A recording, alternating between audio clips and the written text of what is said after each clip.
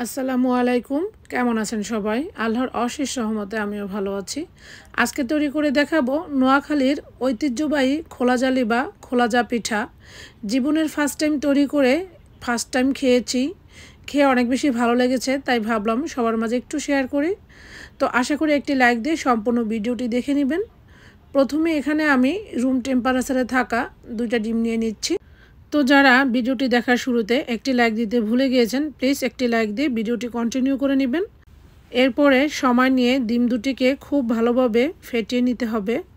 তো দেখতে পাচ্ছেন ডিম দুটি আমি খুব ভালোভাবে ফেটিয়ে নিয়ে এক সাইডে রেখে এখানে একটি বোলের মধ্যে আমি শুকনো চালের গুঁড়ো নিয়েছি। ভিজা চালের গুঁড়ো দিয়েও এই পিঠাটা তৈরি করতে পারবেন। দিয়ে দিয়েছি স্বাদ মতো লবণ। কুসুম গরমের চাইতে একটু বেশি গরম পানি দিয়েছি, যে হাতে শোয় না, দেখি বুঝতে পেরেছেন। এইরকম পরিমাণে গরম পানিটা নিতে হবে। তা নিয়ে আমি অল্প অল্প করে দিয়ে ব্যাটারটা তৈরি করছি এবং লাস্টে আমি বলে দিব এখানে এই ব্যাটারটা তৈরি করতে কতটা পানি লেগেছে। দেখতে পাচ্ছেন আমি অল্প অল্প করে পানি দিয়ে একটি পাতলা ব্যাটার তৈরি করে নিব।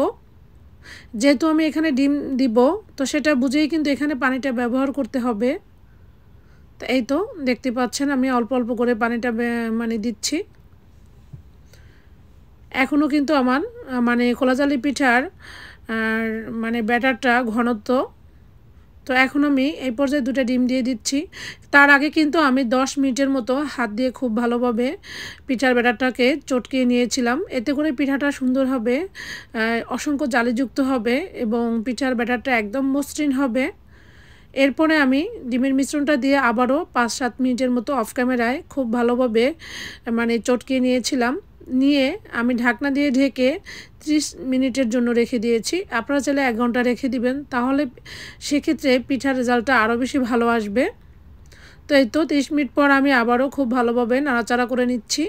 দেখি হয়তো বুঝতে পেরেছেন আমার পিঠার ব্যাটারের ঘনত্বটা কতটা পাতলা হয়েছে। একদম পাতলাও হবে না, আবার একদম ঘনও হবে না। ব্যাটারটা যদি বেশি ঘন হয় তাহলে কিন্তু অসংখ্য ছিদ্রযুক্ত ক্রিয়েট হবে না। এরপরে আমি একটি হাঁড়ি একদম ভালোভাবে গরম করে চামচের সাহায্যে ব্যাটারটা দিয়ে পিঠা তৈরি করছি। তো দিয়ে আমি 1 মিনিটের মতো রেখেছি। এরপরেই দেখা যাচ্ছে চারপাশ দিয়ে নিজে নিজেই ছুটে এসেছে। ওই পর্যায়ে আমি পিঠাগুলো তুলে নিচ্ছি। দেখুন মাশাআল্লাহ, ফার্স্ট টাইম পিঠা বানিয়ে আমি এতটাই খুশি হয়েছি। এত সুন্দর খোলাজালি পিঠা আমি বানাতে পারবো কখনো ভাবিনি। তো এরপরে আমি আরেকটা পিঠা বানাচ্ছি। এখানে কিন্তু কোনো রকমের তেল ব্যবহার করিনি।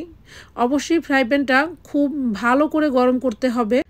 ফ্রাই প্যানটা যদি ভালোভাবে গরম না হয় তাহলে কিন্তু পিঠার ব্যাটার দেওয়ার পরে ছিদ্রযুক্ত হবে না। তাই অবশ্যই পিঠার ব্যাটার দেওয়ার আগে ফ্রাই প্যানটা খুব ভালোভাবে গরম করে নিতে হবে। দেখতে পাচ্ছেন কতটা অসংখ্য ছিদ্রযুক্ত পিঠাগুলো হয়েছে। খেতে অনেক বেশি মজার ছিল। এটা গরুর মাংস, হাঁসের মাংস বা শুটকি দিয়ে খেতে কিন্তু খুব ভালো লাগে। তো আমি আজকে শুটকি দিয়ে এটা খেয়েছি। আমার কাছে এত বেশি ভালো লেগেছে কি বলবো।